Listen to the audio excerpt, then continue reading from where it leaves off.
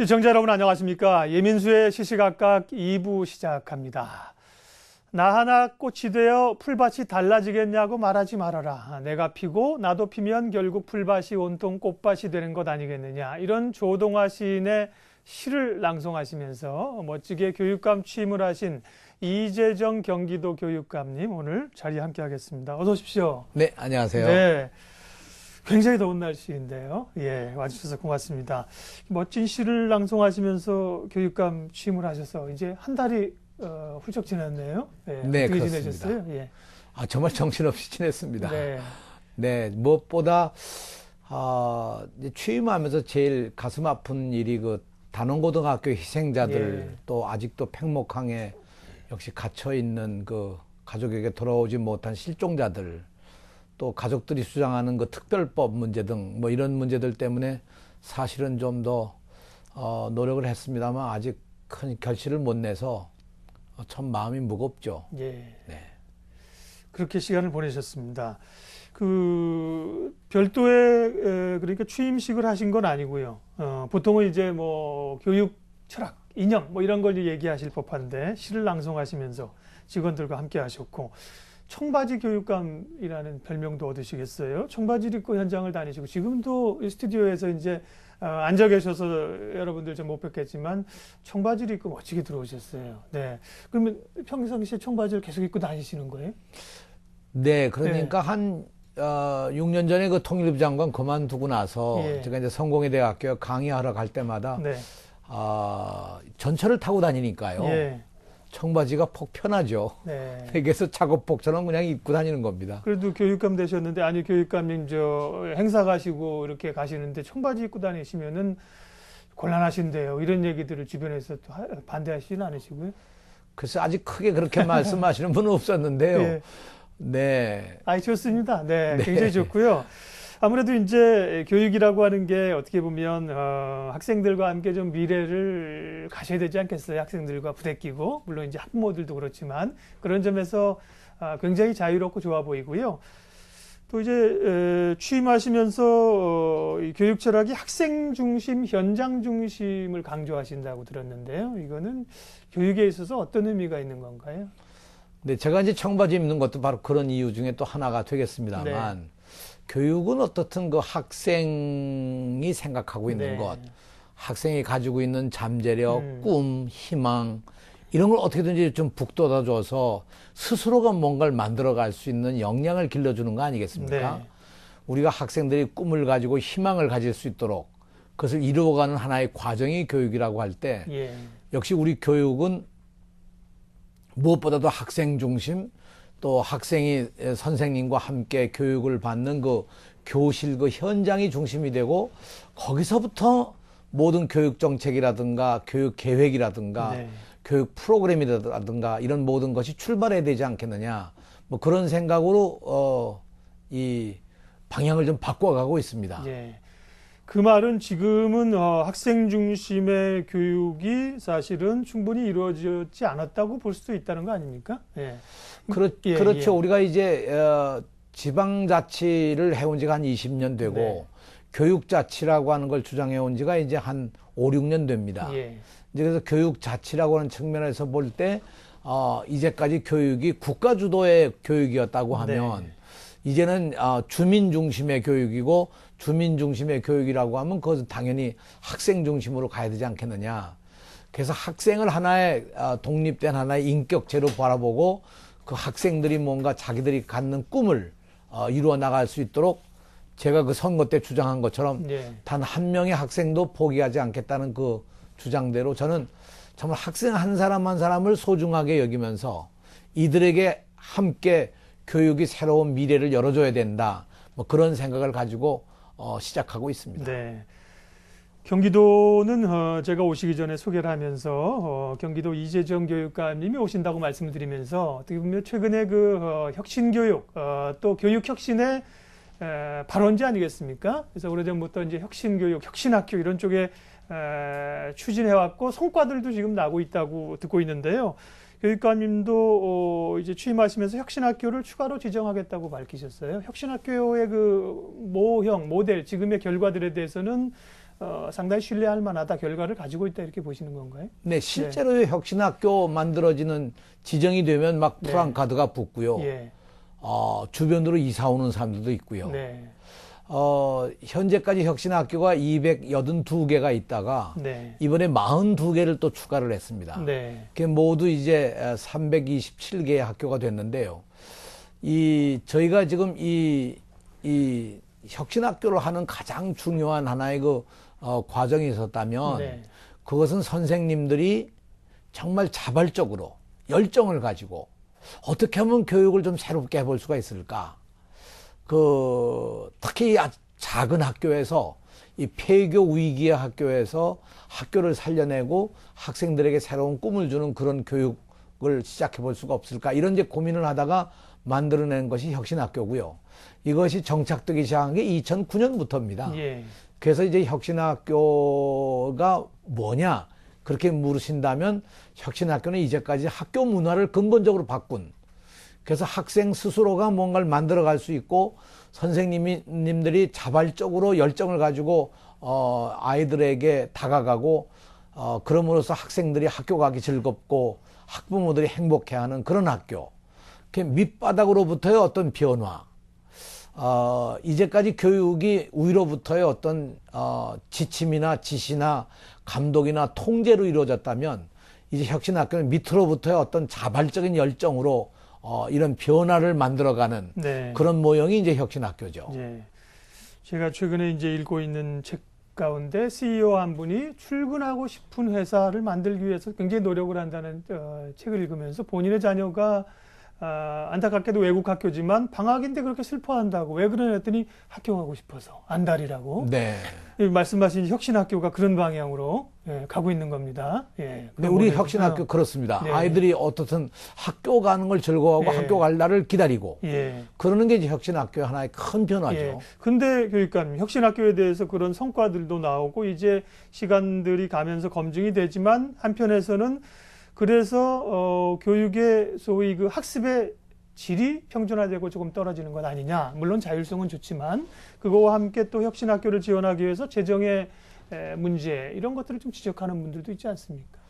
근데 실제로 어떤 면을 보고 말씀을 하시는지 모르겠습니다만 이제 본격적으로 2009년부터 시작된 이 혁신학교의 내용을 잘 살펴보면 먼저 혁신학교 안에서는 기초학력 부진 학생들이 현저히 줄었습니다. 아, 그렇습니까? 네. 예.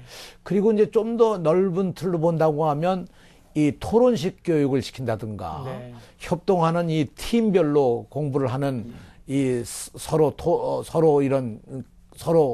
토론하는 그런 교육을 받으면서 학생들의 일종의 사고력 같은 게 늘어나고요. 그런 어떤 이야기들을 종합해서 발표하는 능력도 늘기 때문에 오히려 제가 보건대 조금만 더 가면 혁신학교 학생들이 훨씬 더 좋은 성적을 낼 수 있으리라고 생각을 합니다. 네. 또 어떤 분들은 뭐 예산 때문에 얘기하시는 분들도 계시는데 실제로 혁신학교에 지금 대체로 1년에 한 6천만 원 정도 이제 학교에 따라 다릅니다만 6천만 원, 7천만 원을 대체로 이제 교육 프로그램 비용으로 이제 지원하고 있는 거거든요. 이 프로그램을 잘 개발한 학교에서는 아주 성공적으로 가고 있고요. 조금 부족한 학교는 부족한 대로 좀 더 기다려야 되겠습니다만 대체적으로 보면 저는 아주 성공적으로 가고 있다고 그렇게 판단을 합니다. 네. 학교별로 평균적으로 1년에 6, 7천만 원씩을 지원한다고 하셨는데 그게 사실은 사회 전체적 비용으로 봤을 때 그게 부모들이 불만족스럽고 영어 학원을 보내고 학습을 시키고 이렇다면 뭐 6, 7천만 원이 아니라 훨씬 더 많은 비용이 들어갈 수도 있겠죠. 사회 전체적으로는요. 그렇습니다. 실제 이 사교육비에 들어가는 걸 생각해 보면 이건 뭐 엄청난 거죠. 근데 경기도의 경우에 지난 한 2년간 통계치를 보면 사교육비가 점차적으로 줄어가고 있는 상황입니다. 이게 역시 혁신학교의 영향이 아니냐, 좀 그렇게 판단을 하죠. 그렇군요. 오늘 시시각각 토크 이재정 경기도 교육감 만나 뵙고 있습니다. 교육감님 오시면 오늘 안 여쭤볼 수 없는 게 자사고 얘기거든요. 그리고 이제 자사고가 일반고를 목적은 아니었지만 사실 좀 황폐화시키고 있지 않느냐. 서울도 일반고를 정상화해야 된다는 얘기에서 자사고 폐지에 관한 얘기들이 많이 나오는데 일단은 서울시교육청은 유예 기간을 조금 두는 그런 상황인데 경기도에서는 안산 동산고에 대해서 자사고 재지정 취소 결정이 빠르게 내려졌어요. 그 부분에 대해서 이제 궁금해하시는 분들이 꽤 있습니다. 자사고는 아시겠습니다만 2010년 3월 1일에 최초로 지정이 돼가지고 예. 그때로부터 4년이 지난 학교들이 이번에 이제 평가를 받았습니다. 네. 그래서 2010년 3월 1일부터 2014년 2월 28일까지 네. 이 4년간의 자료를 평가받은 학교가 이번에 5학교입니다. 네. 이 지역에서는요. 네. 서울을 빼고. 네. 네. 그래서 이 교육부가 만든 지표에 따라서 대체로 이제 6개 항목 27개의 지표를 가지고 평가를 내렸는데 네. 이 평가위원들은 연합평가단으로 해서 예. 이 충남, 전북, 전남, 광주 그리고 경기 이 주관하는 교육청은 충남교육청이 주관을 했고요. 예. 그리고 교육부가 지정한 그 한국교육개발원에서 또 심사위원이 한 번 나오시고 네. 이래서 연합평가단이 이번에 5학교를 평가를 해가지고 예. 저기 뭐 충남에 있는 북일고등학교, 전북에 있는 상산고등학교 등등 네. 해서 5학교가 했는데 불행하게도 여기서 이제 불합격 판정받은 네. 게 안산의 동산고. 동산고등학교입니다. 이 평가 자체는 굉장히 공정했다고 저는 그렇게 생각을 합니다. 왜냐하면 4년 동안의 지표를 가지고 이 27개의 항목을 평가를 했는데요. 네. 이것에 대해서 이제 학부모들이 아니다 이거 잘못했다 네. 이런 항의도 하시고 학교 측에도 소명자를 내서 지난 7월 29일 날 이거에 대한 청문회도 가졌습니다. 예. 청문회 결과를 보면 역시 그 동산고등학교 주장하는 것은 것으로 이 점수 나온 걸 뒤집을 수가 없다. 네. 그러니까 평가단의 평가가 옳다는 평가를 내렸고요. 네. 이래서 이제 지금 교육부가 이 재지정 취소에 대한 동의냐 부동의냐를 할 수 있는 그런 과정만 지금 남아 있는 거죠. 예. 저는 이 경기도의 경우에 하나밖에 없었던 이 동산고등학교가 어떻든 이런 판정을 받게 된 것을 유감스럽게 생각하고요. 예. 교육을 맡고 있는 사람으로서 경기도 교육청도 일단의 책임이 있다고 저는 생각을 합니다.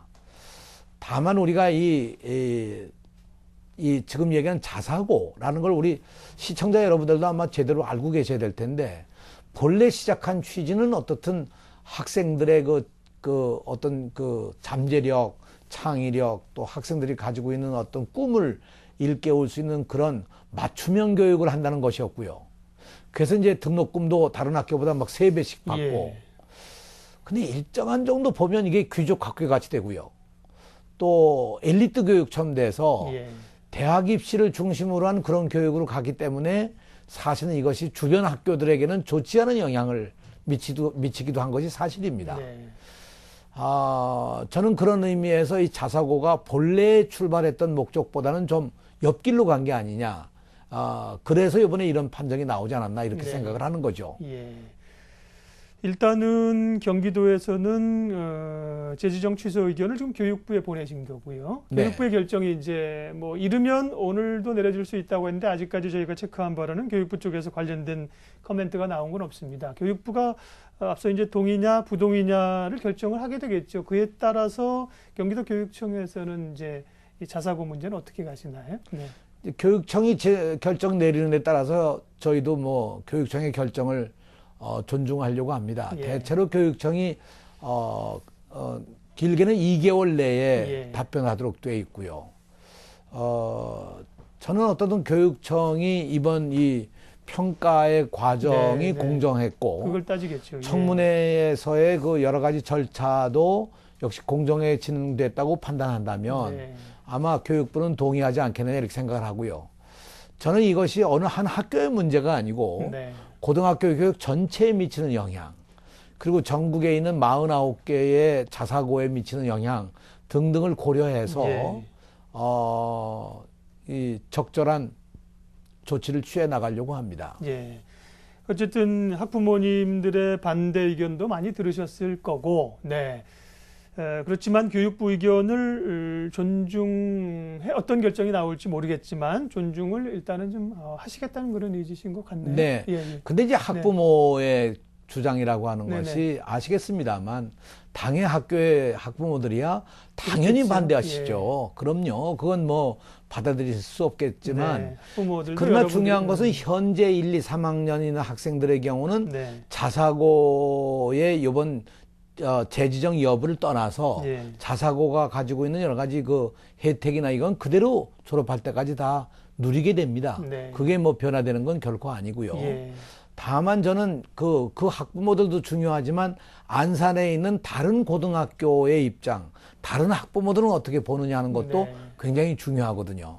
왜냐하면 저희 경기도에는 어떻든 뭐 이 초중고등학교가 다 해서 한 2,400개나 됩니다. 네. 그러니까 이런 2,400개 학교에 자사고 하나가 주는 영향이라는 것을 잘 종합적으로 평가를 해서 어떻든 내려야 할 결정이라고 생각합니다. 예, 알겠습니다.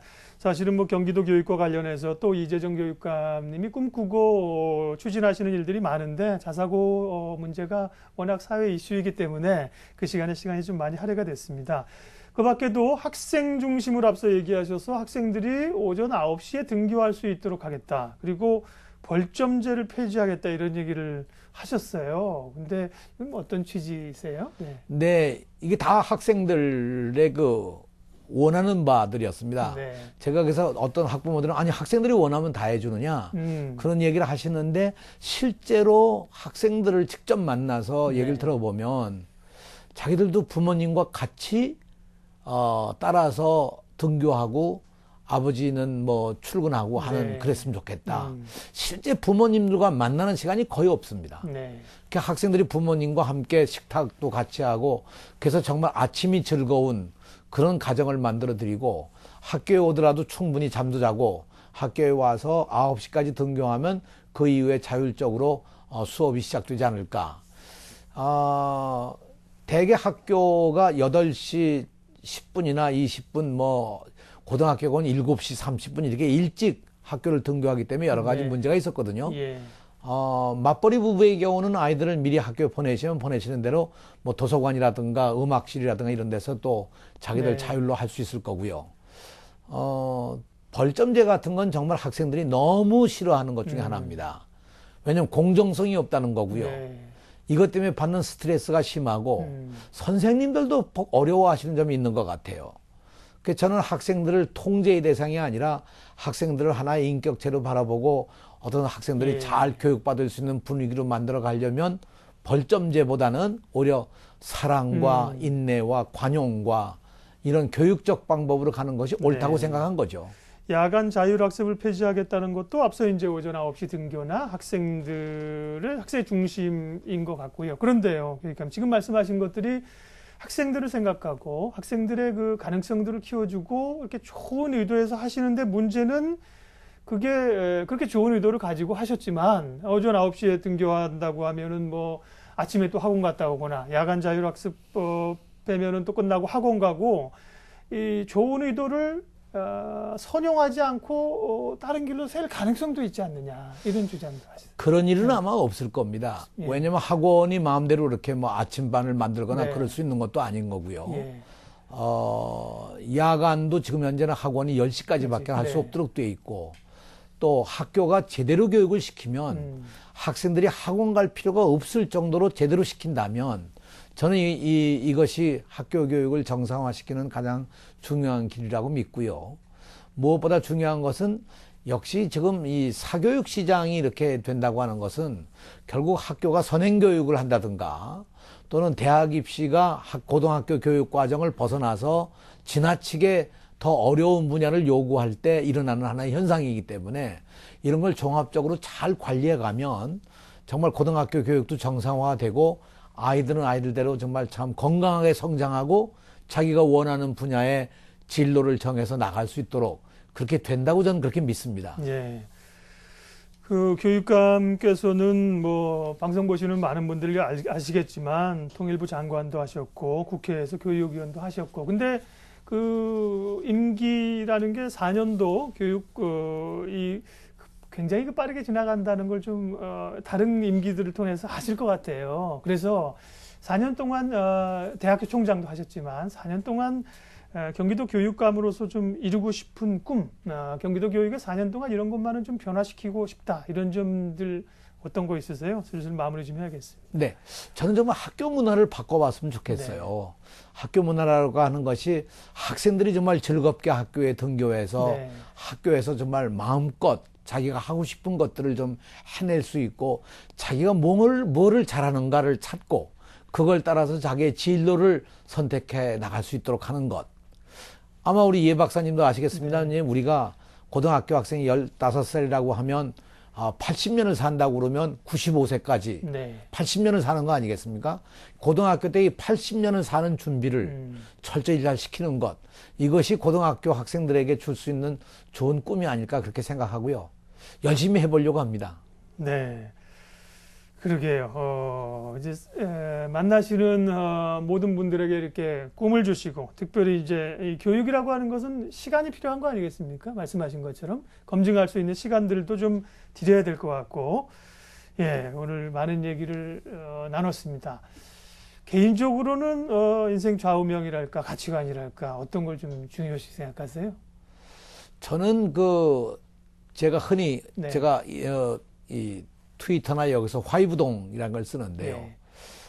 남들과 어떻게 서로 공존하고 서로 협력하고 어떻게 다양성과 이런 것들을 서로 존중하면서 서로 다르고 차이가 있는 것들을 오히려 우리가 인정하면서 함께 살아가는 사회를 만들어갈 수 있을까?